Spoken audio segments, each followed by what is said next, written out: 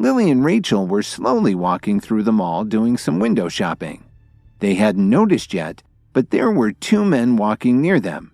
They were Doug Butler, the man whose name Kevin had mocked at the campsite, and Doug's friend Mason. "Would you like to have dinner with me this evening?" "I'm really sorry, Doug, but we have other plans. You're on your own for dinner." "Hang on, Lily. Don't be too hasty. I think fate must have brought us all together, and I'd like to ask Rachel to have dinner with me. Let's all go out together. How could you resist an offer like that? Let me get straight to the point, Lily. I really like you and I want you to be my girlfriend." Then he touched some icons on his phone screen. Moments later, all the lights on Halstead Street started to dim and the TV screens all over the mall lit up with the name Lily. "I hope you like it, Lily. It was the only way I could think of to tell you how I feel about you." But as Lily looked around at all of the screens, a familiar face caught her eye. She hurried over to Kevin and asked him, "What took you so long, sweetie?" There were a ton of people at the entrance. It took me forever to squeeze through the crowd. "Hey, aren't you Dog Butler? I remember you. Maybe I shouldn't have fished you out of the water back at the campground. Then you wouldn't be here right now spoiling Lily's afternoon. There's one more thing. If you're trying to win my wife's affection, you'll have to try harder than this. What the hell were you thinking?" Kevin muttered as he pulled out his phone and tapped on Tyler's number.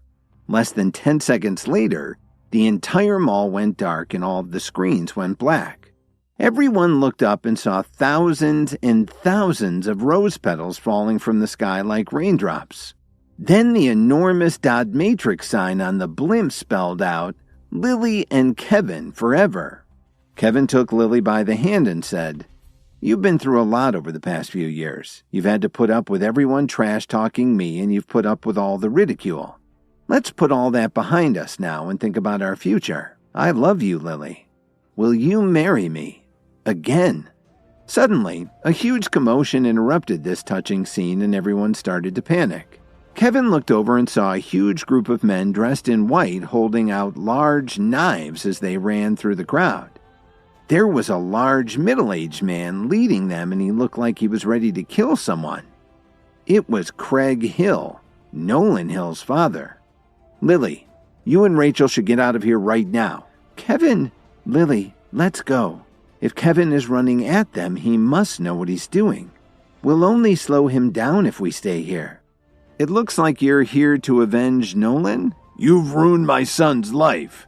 Now I'm going to take your life to even up the score." Kevin pulled the night dagger out of his jacket to defend himself against the overwhelming numbers. Although he was more powerful than any of Hill's men, he lacked combat experience. In less than 10 minutes, Kevin felt exhausted. "He's running out of strength. All of you, kill him now." Just then, Kevin felt an agonizing pain in his back. One of the men had snuck up behind him and stabbed him. "Kevin!" Lily screamed in horror. When Kevin heard Lily shout, he was distracted and turned to look at her. Hill seized the opportunity and raised his knife to finish him off. Kevin's eyes grew wide as he saw Lily pull him back and use her body to block the knife for him. "Lily!"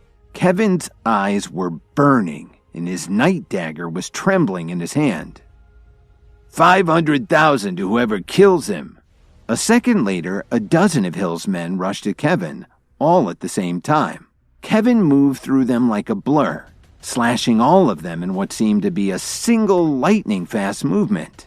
Hill tried to advance on Kevin but collapsed to the pavement as if he didn't have any strength left. Randall Williams and Renee Silver, the union's director, drank to each other's health as they all sat down to have a formal banquet. "Our family has always had a wonderful relationship with the more benevolent organizations like the Union. We're honored to see so many of you with us today, and you should know that you're always welcome in our home. There's no need to stay with anyone else when you're in our city." I couldn't agree with you more. We're really all one big family, and we have a responsibility to all our members, no matter which organization they belong to.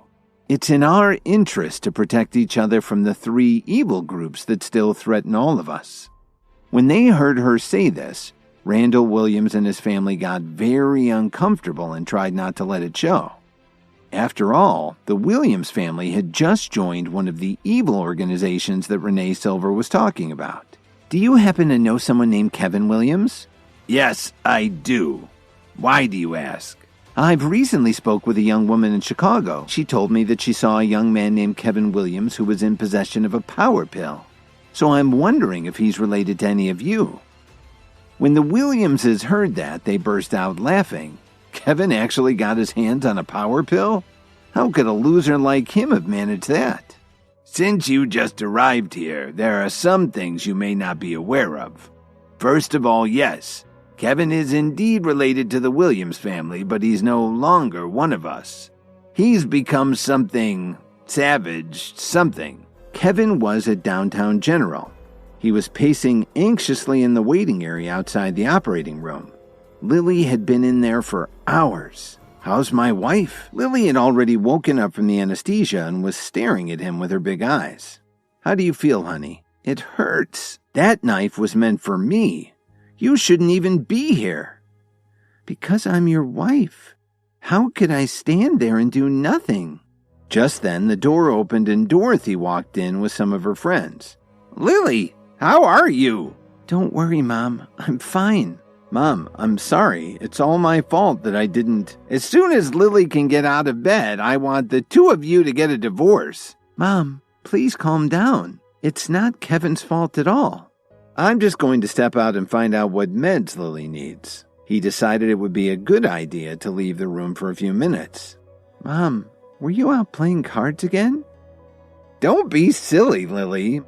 Dorothy, so what if we were playing cards? Are you trying to get out of your debt? She owes me almost $250,000 and she owes my friends here another $400,000. So hurry up and give us our money. We need to head home and get some rest. Just give me a few days. I'll give you two choices. Either you pay me back immediately or I'll call someone who will make you do it. Jasmine waited for the call to connect and put it on the speakerphone. Spencer, are you there? It's Aunt Jasmine. I'm at Downtown General. Someone owes me a ton of money and she's refusing to pay me back. I'll be down there right away. Jasmine hung up. She knew that her nephew was one of the most powerful men in Chicago. Dorothy and Lily were speechless. A little while later, there was a flurry of footsteps in the hall and the door flew open violently. Who the hell owes my aunt all that money? The group's leader was none other than Spencer, the man Kevin had asked to be his deputy in the Chicago branch of the Myriads. His brother Derek would have been there too, but he had other business to attend to. She's the one who owes me and my friends over $600,000. I didn't say I wouldn't pay her, I just don't have the money right now. Kevin walked into the room and the Myriads were stunned to see him. This man is my son-in-law. Just ask him for the money. Your son-in-law? Enforcer? Honey, what's going on?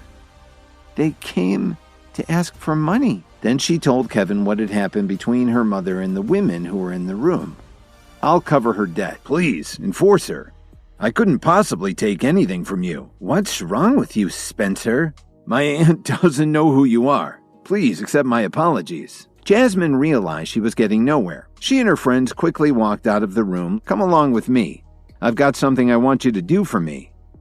Kevin walked out of the room and the rest of the men quickly followed behind him. I want you to find out everything you can about the Hill family for me. I want Craig Hill to suffer for what he's done. Have everyone meet me at the Whistler Hotel tonight at 7 o'clock. I've got something important to announce. Yes, sir. Spencer took his men and quickly headed downstairs. Next, Kevin called Mitchell Cook to ask him to clear out the hotel for the evening. Kevin sat at the head of a long table, and dozens of representatives from the other branches sat along the sides.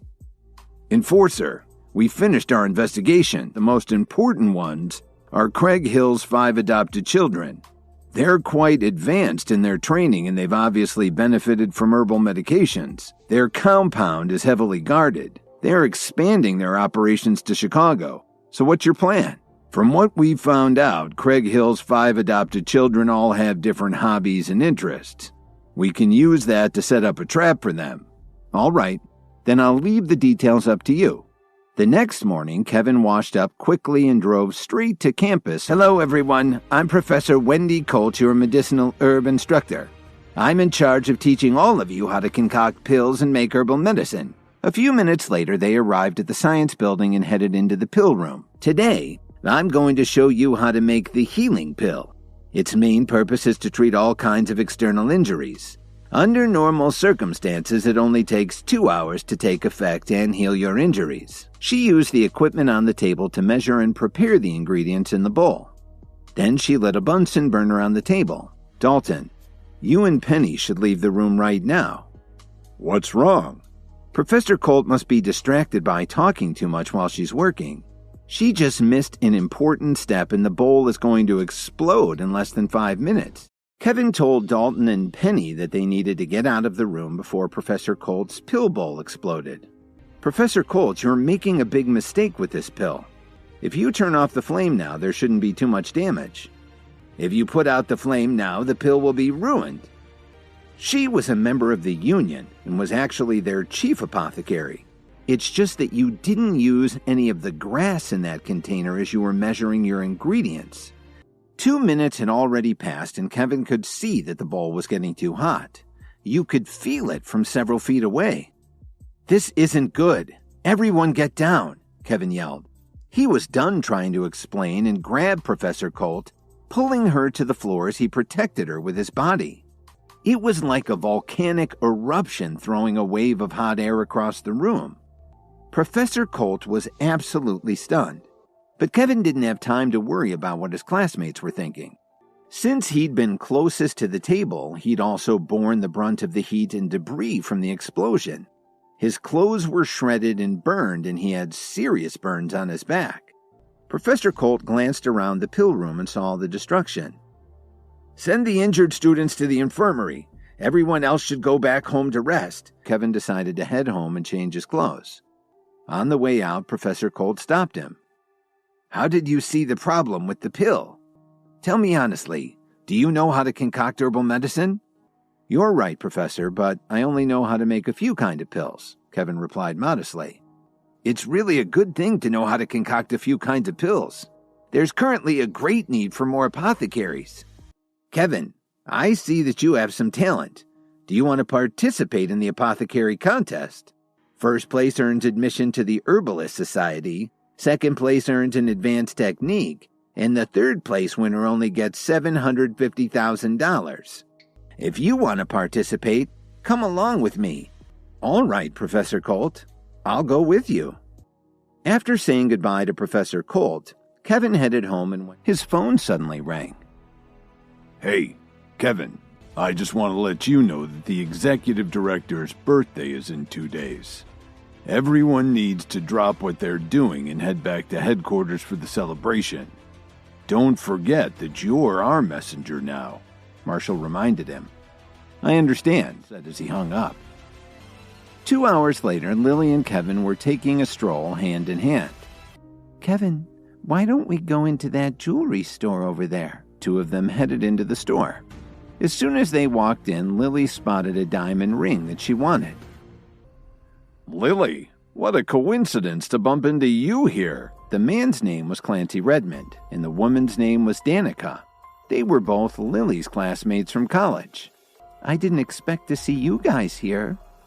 And I never expected to cross paths with you here. Everyone in town knows your husband's been freeloading off your family for 3 years. He even went to prison for assault and battery.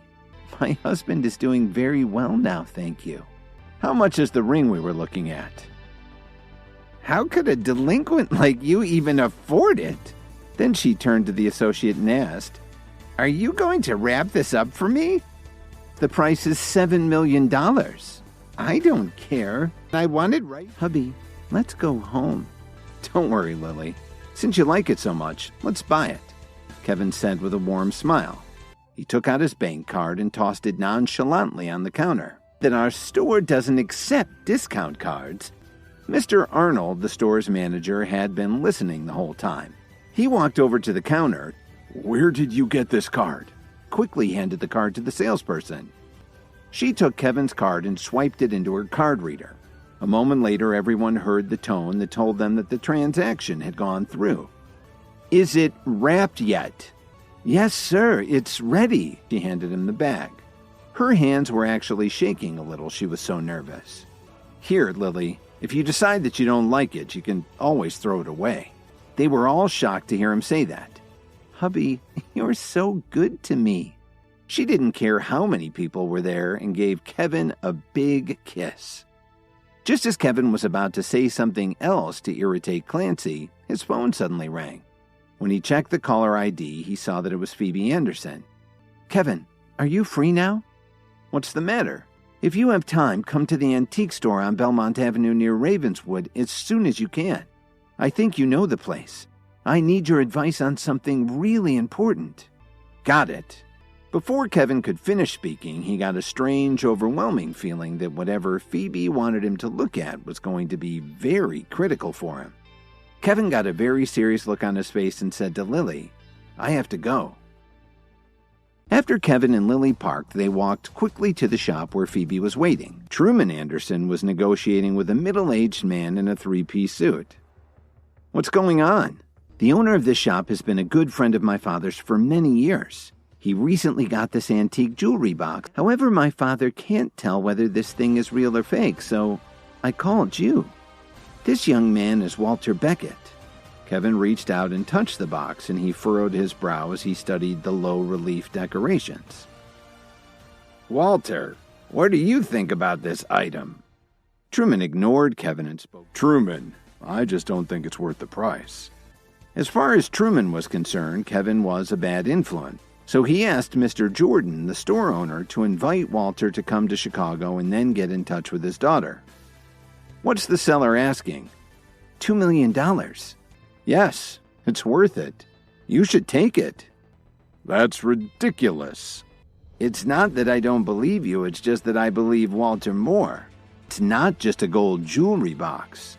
It's gilded ivory. What happens when you wipe cheap gilding with rubbing alcohol?" Kevin put some alcohol on the cloth and wiped away the gold color from one of the corners, revealing a beautiful ivory box with incredible detail.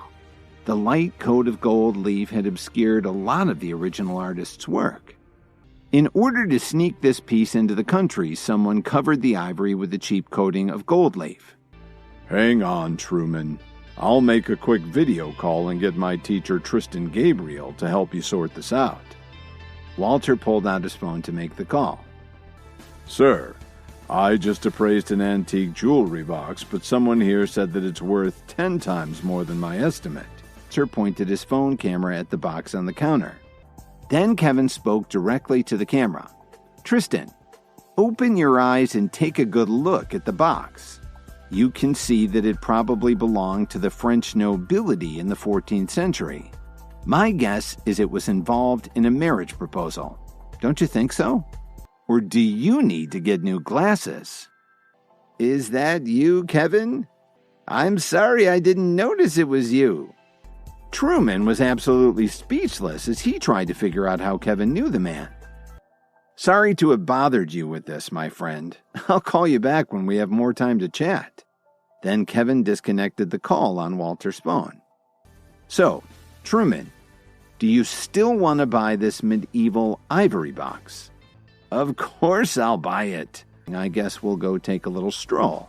When Kevin and Lily left the shop, since the Night King was coming that evening, Kevin had to buy him the antique sword that was in one of the shops down the street. As soon as they entered the shop, they could tell it was different from the other antique stores in the neighborhood. Everywhere you looked, there were antique weapons, swords, daggers, shields, pikes, helmets. The owner was a thin, middle-aged man who was dozing by the counter. "I'd like to see that sword, sir." $400,000. "Okay, 400,000. Now it's going to cost you 800,000. The man glanced at Kevin with a twinkle in his eye. "You're training in herbal medicine, aren't you? Well, my swords are only for customers who are ready to use them. I don't let them go very easily." "That makes sense. 800,000 then? Since your swords are only for those with talent and ability, I'll let the sword judge me."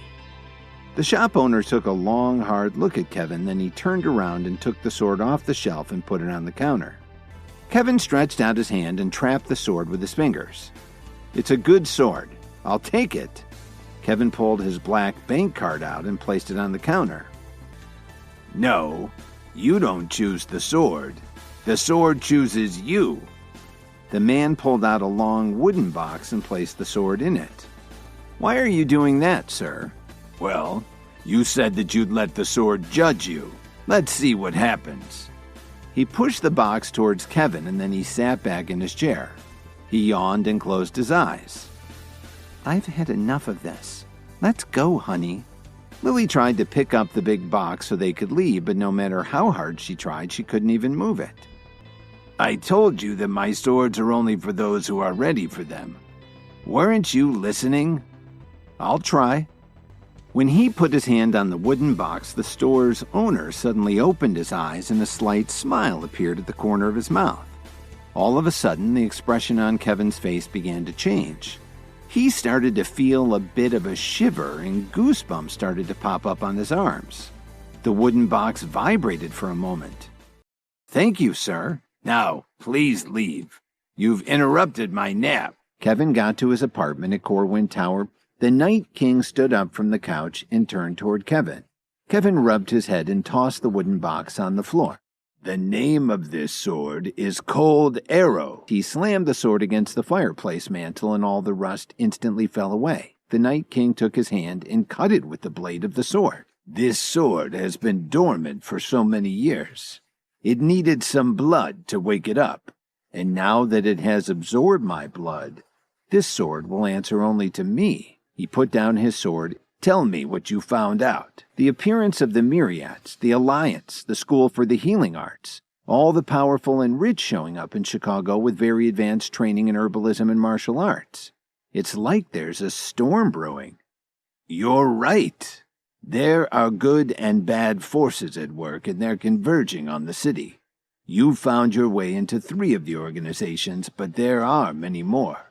Sometimes someone comes along whose entire body, right down to their DNA, is open to vast improvements. There's something unique about your DNA. You're unlocking your true potential. We're going to fight a war. A lot of people are going to depend on you, Kevin. Even the darkest forces that we face don't have the advantages that you do, and you won't face all of this alone." For a moment, Kevin felt like someone was watching the two of them. "Your priority right now is to learn as much as you can about herbal medicine and build up your own power. Don't forget to go to the Alliance headquarters the day after tomorrow for our leader's birthday." Before Kevin could reply, the Night King had already gotten in the elevator. His phone rang. The caller ID showed that it was Professor Colt. "Don't forget that the herbalism contest will be held at noon today." When Kevin and Professor Colt arrived, the park was already full of people. Just as he got out of the car, Kevin saw banners from lots of different schools that train people in herbal medicine. "Hello, everyone. I'm Pavel Dobson, the host of this year's herbalism contest. There are 50 herbalists who will be preparing a variety of concoctions. Whoever succeeds in reaching the highest grade of purity will be declared the winner." As Dobson stopped speaking, the contestants began walking over to their tables. "Professor Colt, are you going to prepare the metamorphosis pill?" Not only did he know how to prepare the pill, but he also knew just how powerful the medicine was. And you could only take 1 pill in your entire lifetime. If you took more, it would have a reverse effect. Professor Colt didn't speak anymore. She just focused on controlling the flame under the big pot. "Professor Colt, do you think that the temperature might be a little too high?" "I said it's okay, Kevin. Don't worry about it." After an hour and a half, suddenly Professor Colt's bowl made a dull popping sound. "That's impossible. I've made metamorphosis pills several times in the past." "I think it's because of the bowl and flame setup. You're used to having steel or ceramic containers, but they gave us bronze for this competition. What are we going to do now? Why don't you let me make the pills instead of you? Let's do it." At one of the tables, the woman who'd been working on the pill reached in and pulled out her creation. "Contestant number 10 has actually produced a youth pill. They say that it can make you look 20 years younger." There were a lot of oohs and ahs from the spectators. Wayne Ford, one of the VIP attendees, commented to another, "You have an excellent student there, Richard." Suddenly, there was a lot of commotion at the contestants' tables. "It looks like your student is really good, too." The other distinguished guest also commented on Wayne's success in training his student. They were all certain that Wayne's student would win first place in the competition. Kevin saw what was going on and smiled slightly. He reached out and grabbed about 20 different ingredients and laid them on the table in front of the preparation bowl. All the people who had been mocking Kevin earlier were nudging each other and wondering what he was up to. As they watched Kevin add all the ingredients to the bowl, they began whispering to each other. One of the basic rules for an herbalist was to treat each ingredient differently and only work with them one at a time. But Kevin didn't care about any of these things at all. He adjusted the flame. As the entire contraption began to tremble, Kevin got a wild look in his eyes and slapped the sides of the bowl. "What the heck is this guy trying to do?" they all wondered. This is for sure the best way to win the contest. "It looks like Austin Swift has succeeded in producing some very colorful pills. What's the name of the pill? What effect does it have?" "It's the reset pill. In less than a minute, it can clear your mind of all negative emotions." The mysterious woman suddenly sat up straighter to pay attention to what Kevin was doing. It was like Austin's accomplishment meant nothing at all. Kevin was actually stirring and manipulating his ingredients as they floated in the cloud of steam above his bowl. "Mixing ingredients as they float in the air? I didn't think anybody could do that anymore. Where did he learn how to do it?" Just then, a giant spark jumped out and struck the pill. Just seconds before the end of the contest, the sparks died down and the vapor above Kevin's bowl dissipated into the air. When the bell rang, Kevin was holding his pill in his open hand. "A primal pill." "Yes, this is a primal pill. It can transform whoever takes it." "Is your name Kevin?" "Yes, it is. Who are you?" "My name is Nadia Alexander. I'm the president of the Southern Branch of the Herbalist Society. I see you have a lot of talent. Would you like to become one of my students?" "Sorry, I'm not interested. I already have a teacher." Just then, someone from the VIP section pulled out a dagger and run towards him. It was Ariana Titus, the woman who had been eyeing Kevin so venomously earlier in the day. But before Kevin had a chance to react, he saw the metal glint in the sunlight as the dagger's point stopped just an inch below his sternum. The only reason it wasn't plunged right through his belly was that Nadia had stepped in and placed her hand on top of the attacker's wrist and stopped it. "President Alexander, please get out of my way. He has to die for what he's done." After everything the Williams family had told Ariana about Kevin, she couldn't control her anger. "But Ariana, I haven't announced the final results. Don't you have any respect at all for the Herbalist Society?" Dalton then stared at Kevin. He knew that his spiritual brother couldn't be the bad guy in all of this. Officer Emmett's disappointment showed on her face. "This is all a big misunderstanding." "Misunderstanding? If you didn't do anything, why were you driven out of your family?" "I'm sorry, Ariana, but you'll have to calm down. Since there's nobody from the Williams family here right now, none of what you said can be verified." Then Nadia turned to Kevin and said, "Well, the contest is over for this year. Come along with me." The two of them walked over to the Herbalist Society's tent. "Kevin, would you like to be my student? You really need to join our society. What everyone saw today will draw a lot of attention from some very powerful people, both good and bad. There are some evil individuals who won't let you go so easily. Aren't you afraid of provoking them? For a talented herbalist who can create a perfect primal pill in half an hour, you can't afford to offend the experts from all 10 major herbalism schools." "What did you say? Don't you think I can tell a good pill from a bad one?" "I'm sorry, but I'm really not interested. Our door will always be open if you change your mind." After Lily had gone to bed, Kevin's phone rang. It was Spencer, his deputy from the Myriads organization. "The Hill family has been removed from Detroit. We took over all their industries and businesses. Craig Hill was killed and we abducted all of his children. Shut down all those illegal companies and get them producing more legitimate merchandise. I'll send you some help." The next morning, Kevin drove to campus. All the other students were glaring at him. I think Kevin cheated Professor Colt out of her chance to win. If he hadn't interfered, she would have done great. Okay, let's not make fun of Kevin anymore. Yesterday was all on me. I didn't control the temperature well, so my pill was destroyed. It had nothing to do with anyone else. Good morning, Professor. I was sent by President Alexander to give you an award. For some reason, yesterday the President mistakenly thought that there was something wrong with Kevin's pill. As it turns out, he was actually successful, and he's been recognized as the contest's overall champion. So not only had Kevin successfully made the pill, but he'd also impressed the judge. Mike's put-downs had been making Professor Colt feel worse and worse, but now she was starting to feel a whole lot better. After school, Kevin took Lily back home. Then he got a phone call from Penny. He got back in his car and drove to the address in the western suburbs that Penny had texted him. When Kevin pulled up in front of the mansion, Penny walked out to greet him. Kevin was a little confused. "So what kind of pill do you want me to make? Did we have to come all the way out here to do it? After you prepare the pill, you can grab any snack you like. Come inside, Kevin. Some of my friends are here enjoying themselves." Kevin hesitated for a moment, wondering what exactly was going on. Hi, Kevin here. If you're wondering what happens next, then stay tuned on the Pocket FM Universe channel for more episodes.